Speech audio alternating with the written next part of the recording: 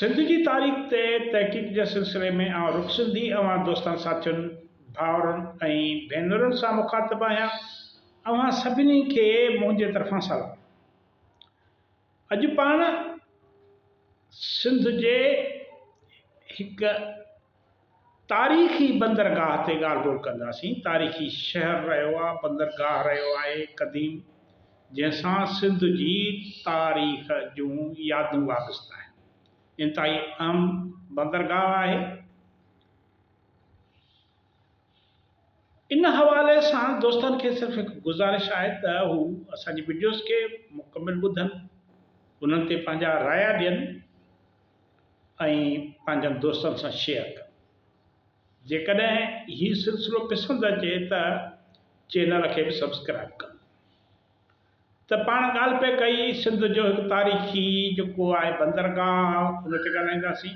उहो आहे अरोड़ जो बंदरगाह। उन जो तारीख़ी ऐं वापारी जाइज़ो पाण वठंदासीं त सिंध जी तारीख़ में अरोड़ जी, उन जे बंदरगाह जी कहिड़ी अहमियत रही आहे। सिंधु दरिया सिंध जे हयातीअ जो सरचश्मो रहियो आहे। सिंधूअ जे किनारनि ते हमेशह तहज़ीबूं ऐं शहर वजूद में आया आहिनि ऐं उन्हनि तरक़ी कई आहे सिंधूअ जे किनारे ते।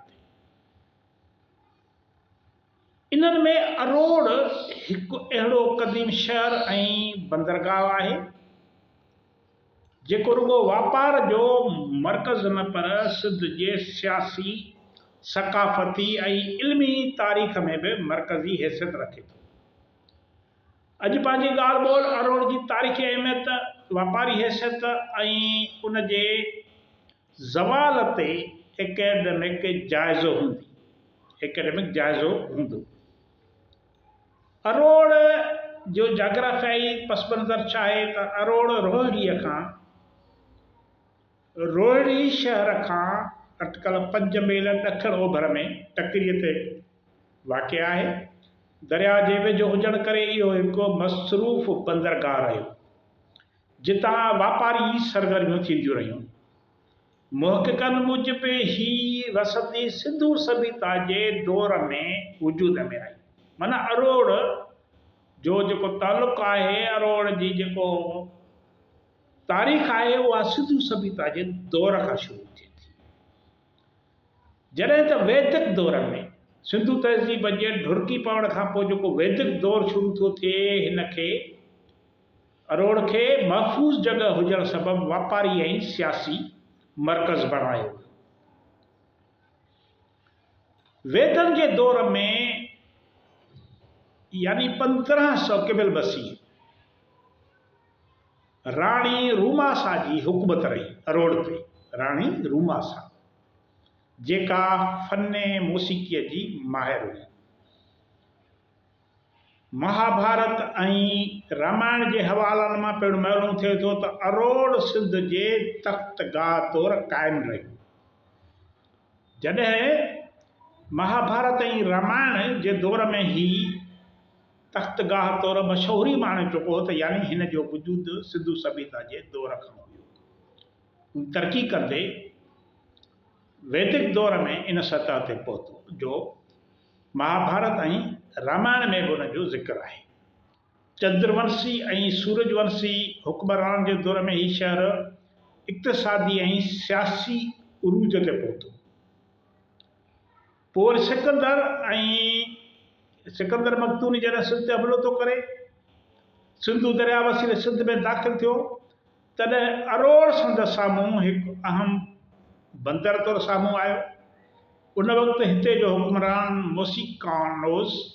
मोसिकानोज़ हो, जंहिं सिकंदर सां मुक़ाबिलो कयो। अरोड़ में सिकंदर सां मुक़ाबिलो कयो वियो। यूनानी तारीख़दाननि हिन शहर खे दौलतमंद, ज़रख़ेज़ ऐं इल्मी लिहाज़ खां अॻु भरो क़रार ॾिनो आहे।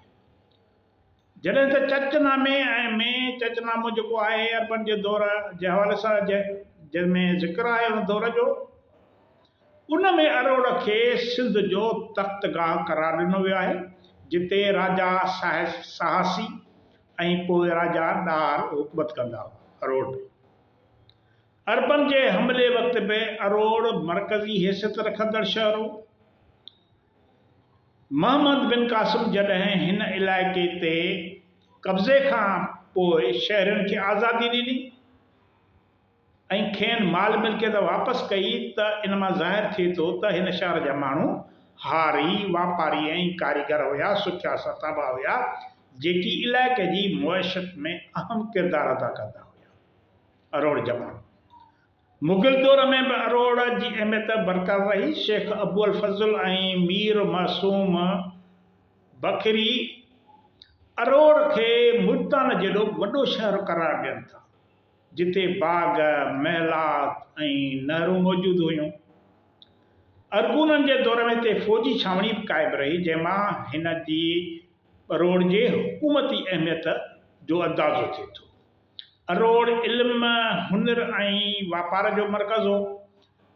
काज़ी इस्माइल ऐं ॿियनि आलमनि हिते इल्मी ख़िदमतूं सरअंजाम ॾिनियूं। हिते ई काज़ी मोहम्मद इस्माइल बिन अली मनहाज अल मसालिक नाले सिंध जी तारीख़ अरबीअ में लिखी, जंहिंखे बाद में फ़ारसी में तर्जुमो कयो वियो। तिजारती यानी वापारी तौर ही अनाज जी वॾी मंडी हुई हिते अरोड़ में। हथियार साज़ी ऐं कारीगरी जो ही शहर मर्कज़ हो।